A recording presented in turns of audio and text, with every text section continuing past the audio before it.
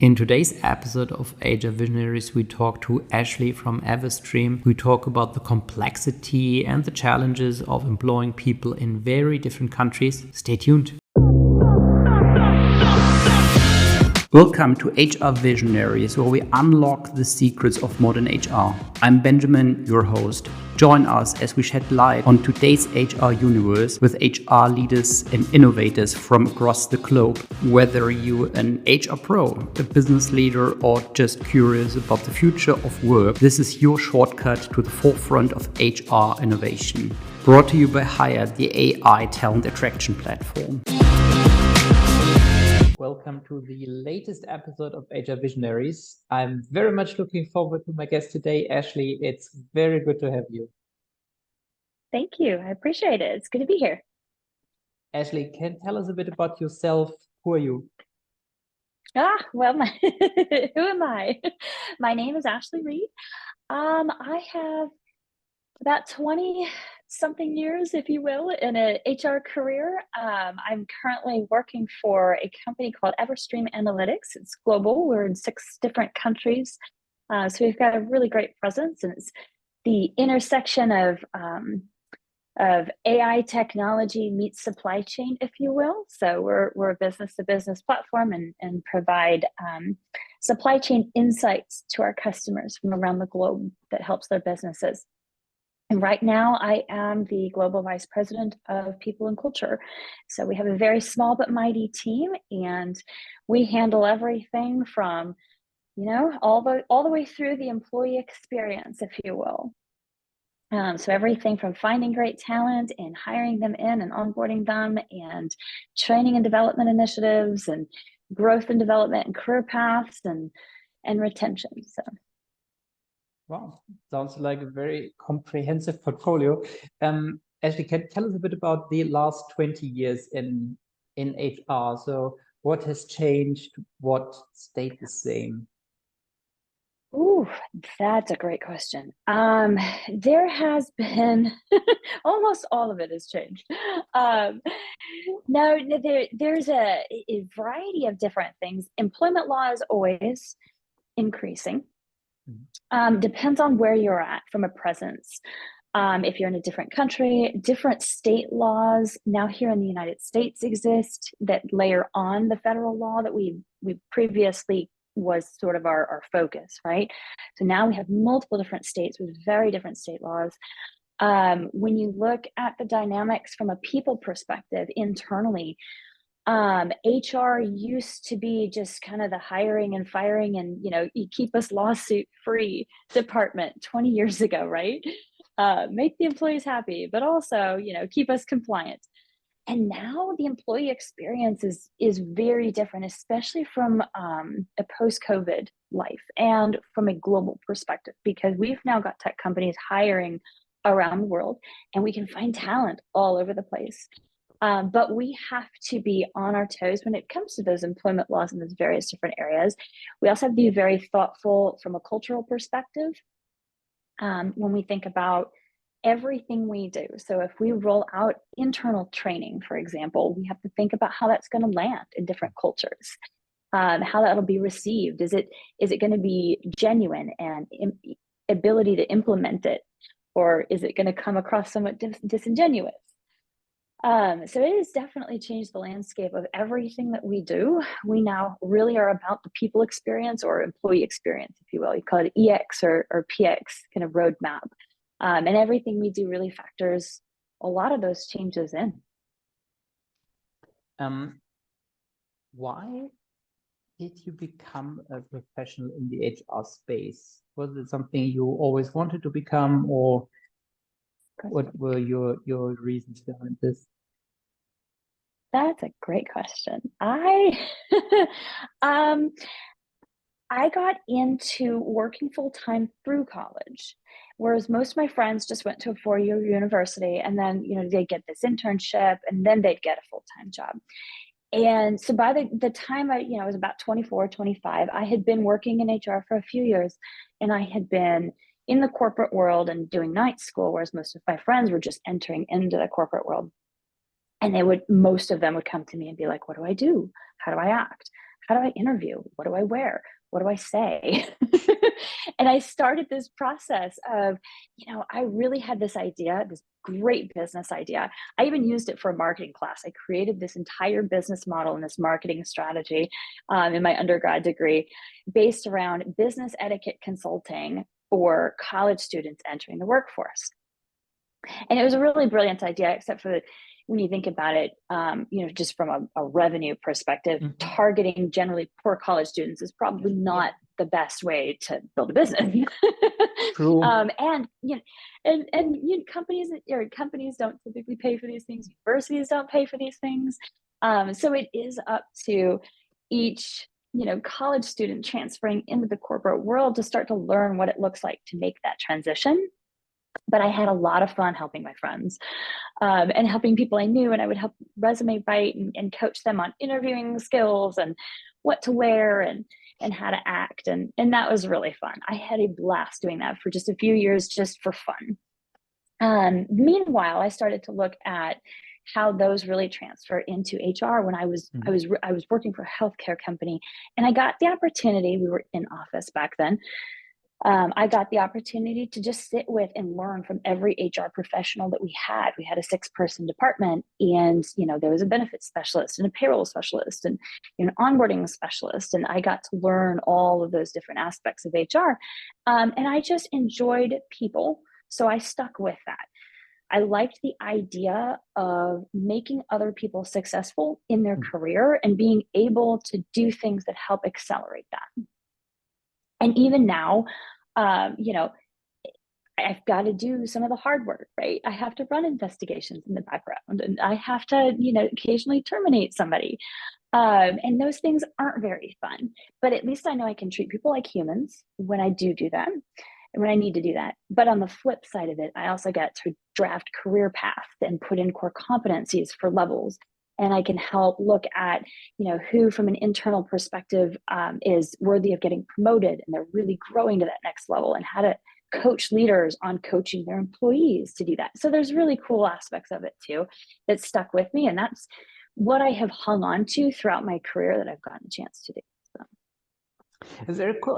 And well, tell me, how do you deal with those situations when you, for example, first appointment in the morning is, to terminate someone, and then the second or third appointment is much more positive, much more indulging, to develop someone's, sit down and develop career paths, for example.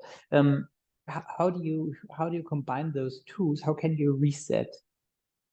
It's a really good question. It feels like whiplash.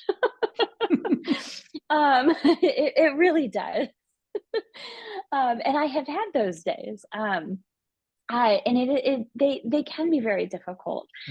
I will go and I go into each conversation and try to approach it of, how am I giving really good feedback or addressing the issue head on, or, treating somebody like a human in the best way possible, even if the circumstances aren't ideal.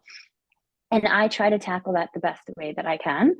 I've learned from just emotional maturity perspective to see the best in people, assume the best, don't take things personally. So if somebody if we're having a hard conversation and somebody's being let go, let's say if it's for performance or whatnot, if they lash out or say something, I know not to take that personally.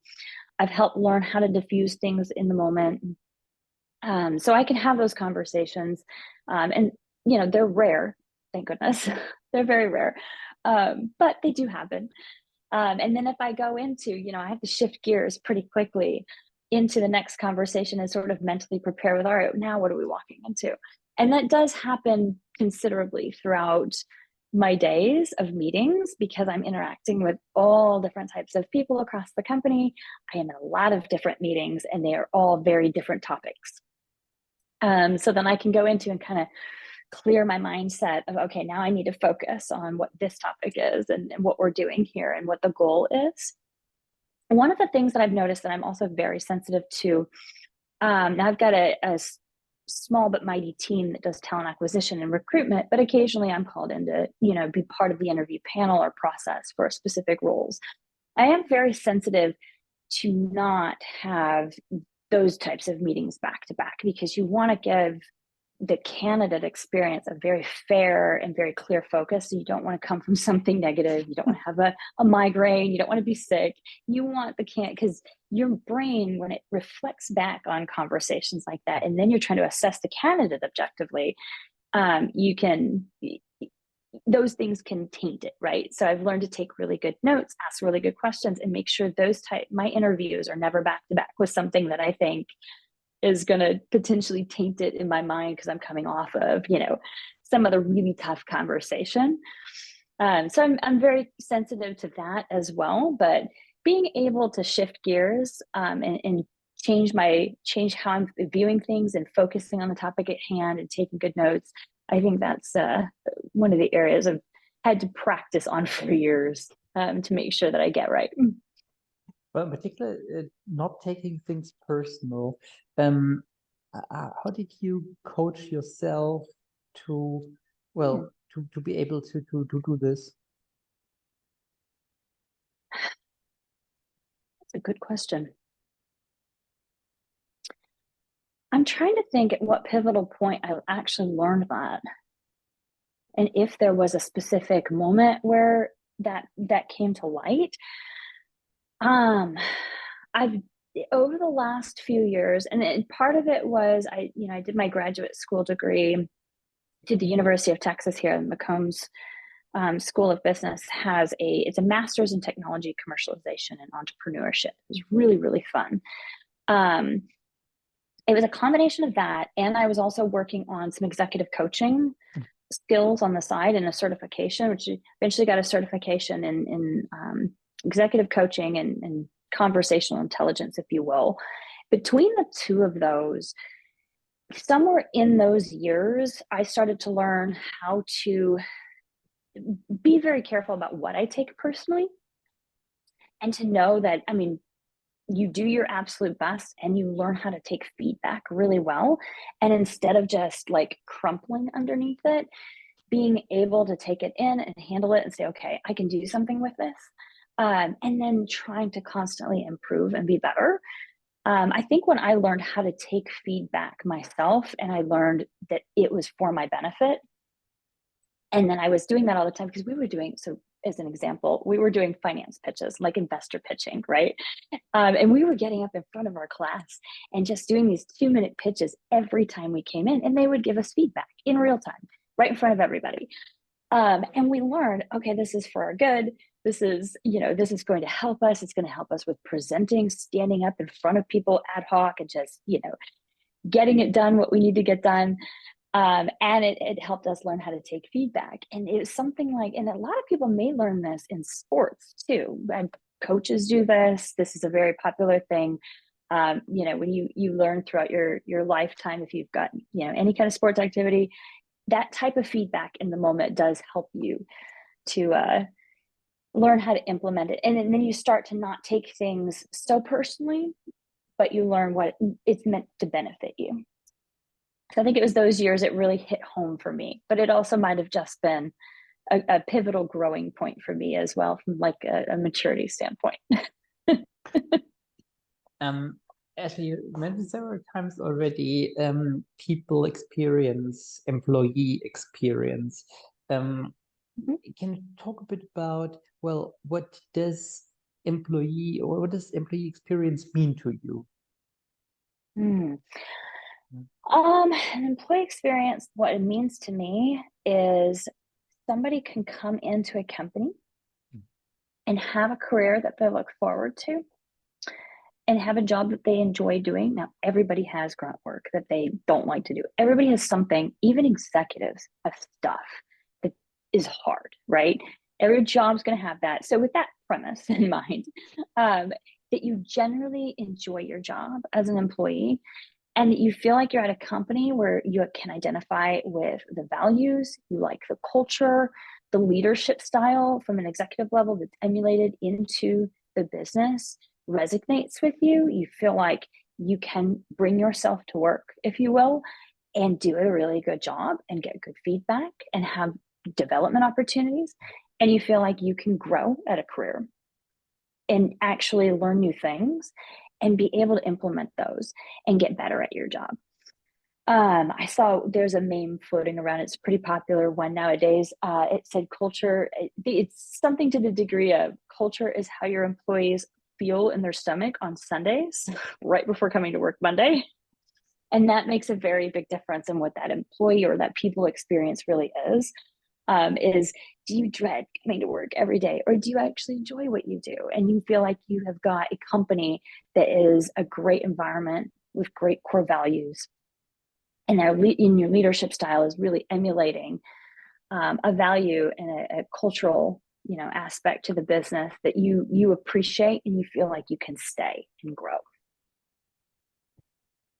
What do you think are the core values in your team, in your company, that people appreciate the most? That's a good question. I have my core values over here. It's so funny because behind my computer, I have a 3x5 of our company's core values, but above it, I have my own too. Because I have my values that I live by, that I know I tend to emulate out of my own style naturally. And then I have the ones that are internally within our company. So our companies are audacity, grit, optimism, virtue, and solidarity. They are audacity is really being lived out a lot, of being very bold, really trying to be very cutting edge. Optimism is definitely there's some of us, especially on the leadership team, that just tend to emulate optimism pretty naturally. And the other ones too, they're pretty good. Grit and getting it done is always in a kind of a scaling tech company, if you will, 25 million revenue, growing and scaling tech company is, you function at many different levels. You often feel slightly understaffed. There's a ton of work to do. You've got to prioritize. We all have very busy jobs. We're in meetings all the time. And things are changing constantly. That type of grit mentality of let's get in and get it done, that's definitely shining through this year in our culture. We're starting to call it the IGT, is their hidden core value, and it's the I got this. And it's that ownership and picking it up, and that one team mentality of like, we're running, we're doing, we're going, and we're getting it done together. So that's been really, really fun to see, especially this year, that kind of I got this behind the scenes, a combination of like audacity and grit and optimism all together. We're starting to see that really shine through. How did you come up with these core values? These core values specifically were in place before I came into the company. But they were started by we had a wonderful CEO. She's moved on to a real big public business. But our former CEO, Julie Gridman, had brought these core values in, and they were a really big part of her leadership style. And it was her mark on the business internally, was her living those out in her own leadership style. And it's very evident because she recruited a lot of the leadership team that exists today. And we all have various aspects and strengths where we emulate those as well. So it was her stamp on the business, if you will, but she brought those in a few years ago. How did you communicate this to everyone? Well, it concerns everyone in the company, right? So it's not just ideally not just leadership, but ideally everyone. Mm-hmm. That's a good question. More than just talk about our values, when we have what we call team huddles. So when we end our huddles, we are supposed to, as a team, whomever's on the huddle, whether it's the LT or anybody else, you're supposed to be like, okay, somebody call it, what's our core value of the day? And one person will be like, it's virtue. And they will call it and they'll say why, and then we'll all be like, virtue, and we end our team call. Which that's been really fun.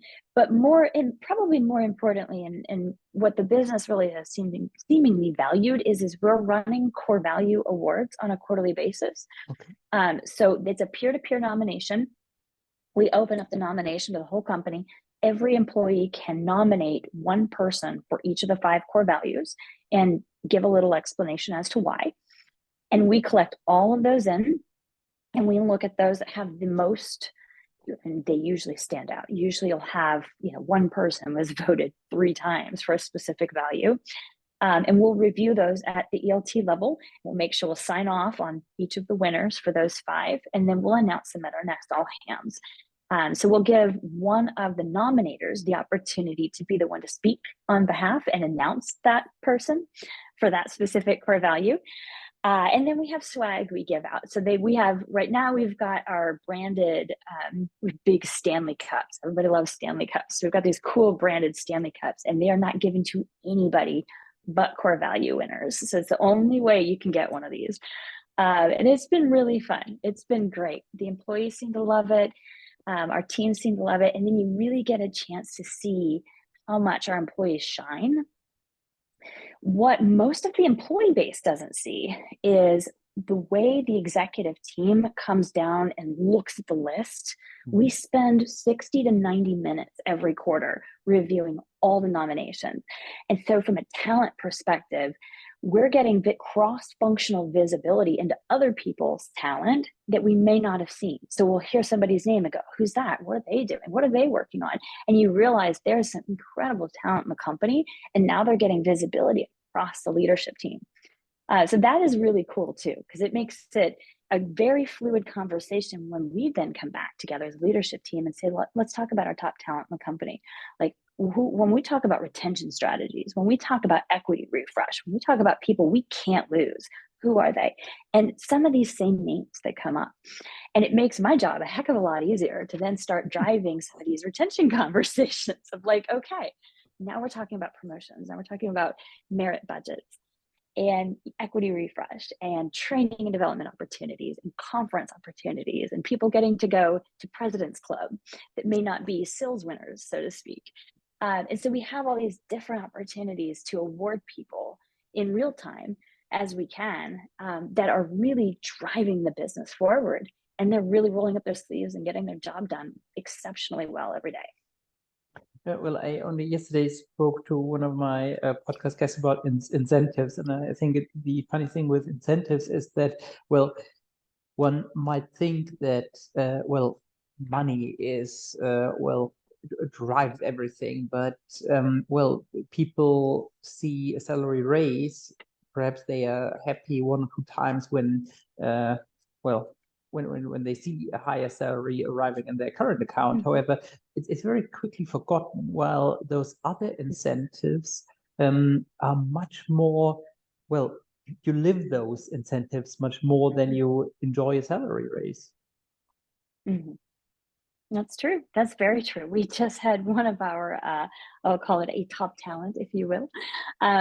One of our very talented employees get invited to a conference that was, we work with some of the vehicle industry, right? Because of supply chain, and it was the Porsche conference. So they got to test drive one of the new Porsches. Wow.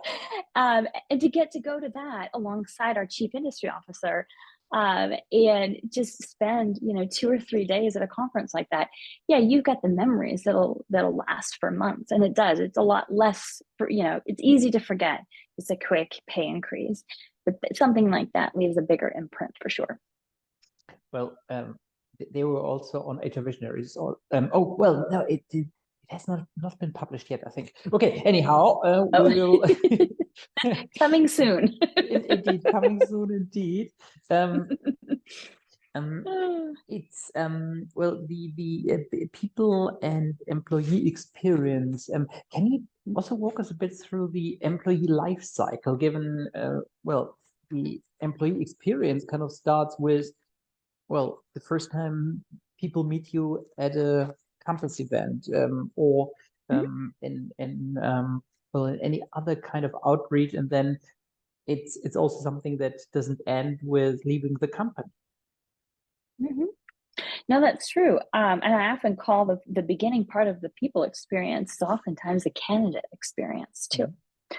So it's how we reach out to candidates, how we screen candidates, how we treat them in the process. It's so different now. Back in the day, gosh, it makes me feel old.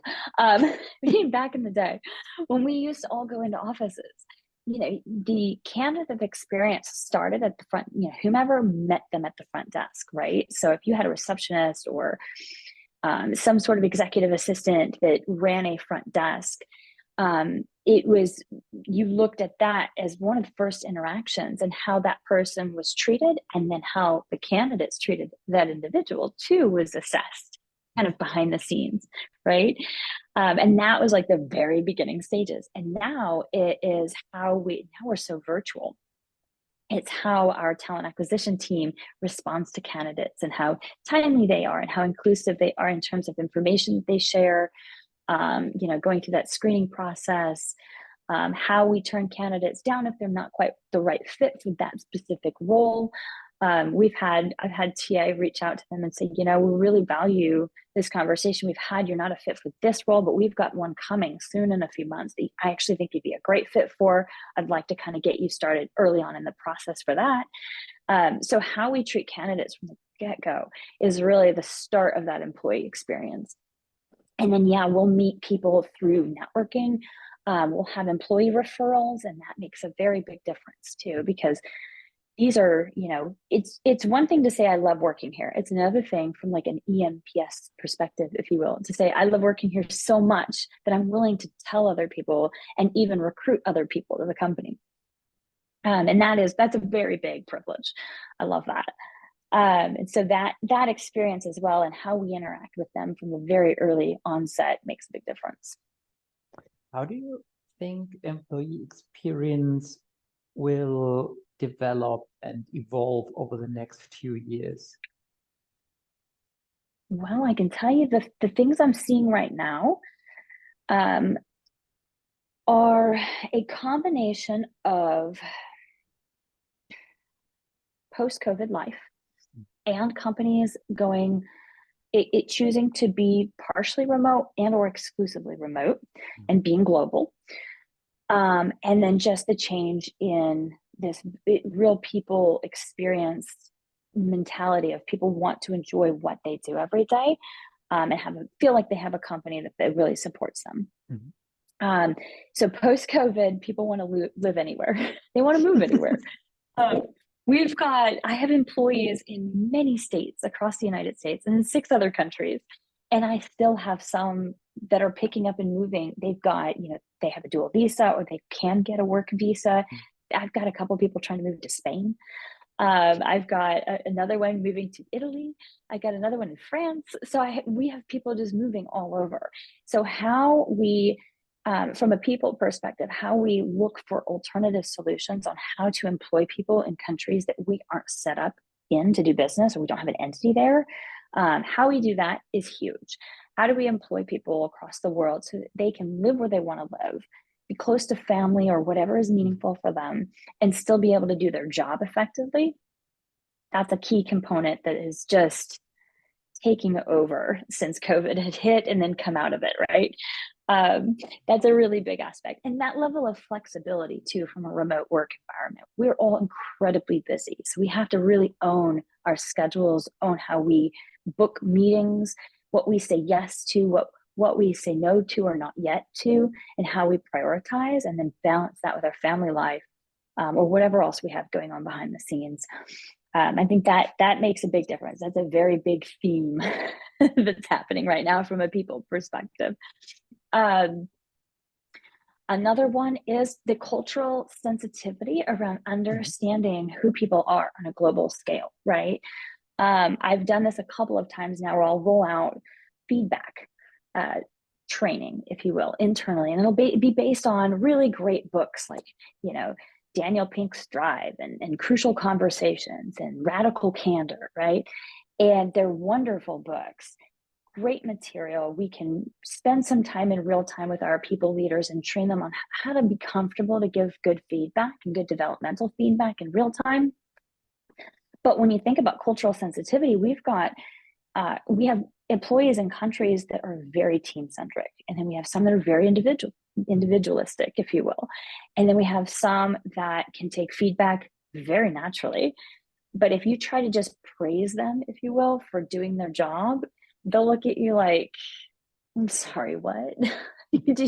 Like, thanks, but that's kind of disingenuous. And then it is very interesting to see the different cultural aspects of the people that we get to work with. So I think that is making a very big difference in the people experience. Our biggest challenge going into this summer, I'll say our biggest challenge, one of our challenges from a learning and development perspective, is we have people leaders in one part of the world that want to understand how to better manage their employees and meet their employees where they're at when they have employees in another part of the world. So we're going to have some small focus groups and roundtable discussions that we're going to help facilitate throughout the summer, where we'll bring a group of leaders together across the world to share their best practices and to share different ideas from how to manage people, give feedback, how to talk to people, what are cultural sensitivities that they might think about. And I think that's an incredibly valuable approach too, is we can't just, I've seen too many times where you have a company that their entire executive team and their leadership team all sits in the US, right? And the rest of my business is like, it's just a very, stateside US centric culture. And it's just not how we operate. And so I'm very cognizant that having some sort of like really global perspective across a leadership team is very valuable going forward. And it's going to be for tech companies that want to grow and scale from a people perspective, especially if they want to retain people across the world and the amazing talent that they've spent so much time recruiting and hiring for in different countries. Well, I totally agree. I think it's also a great privilege to work with so many different, so many people from different cultures. Well, how much this also, helps everyone involved to develop and to, become a better leader, become a better employee, become a better colleague. Just understanding, okay, where people come from and what's important to them and what may seem odd to them that is absolutely natural for you. Right. And that's fair. Yeah, it's something I also enjoy in my life a lot. So therefore, it's very, very cool to talk about this. Ashley, I have one last question for you. What would be a question you would love to pose to one of our future guests at HR Visionaries? Oh gosh, that's a great question. That's hard to narrow it down to one question. Yeah. Okay. What is that one question? Okay. Okay. It's also two. So you can also leave two questions with me today. Oh, I know this is sort of open-ended, but I mean, one of the questions that I tend to ask other HR leaders when I encounter them is what are the trends that they're seeing? And how are they dealing with them? Because oftentimes we are all being faced with various things that are probably very similar. But we can learn from each other. And so that I would say that's my number one kind of open-ended question. And it's very vague, but it probably is going to start to see, if you ask multiple people, you'll start to see some of those same themes come out. So that is what challenges do they see? What are they facing? How are they dealing with it? Great. Cool. Ashley, thank you so much for being a guest on HR Visionaries. It was great talking to you. I enjoyed the conversation a lot. Yeah. Thanks a lot. Yeah, no, I appreciate it. Thank you so much for the time. Thanks to all of you guys for listening in, and speak next time.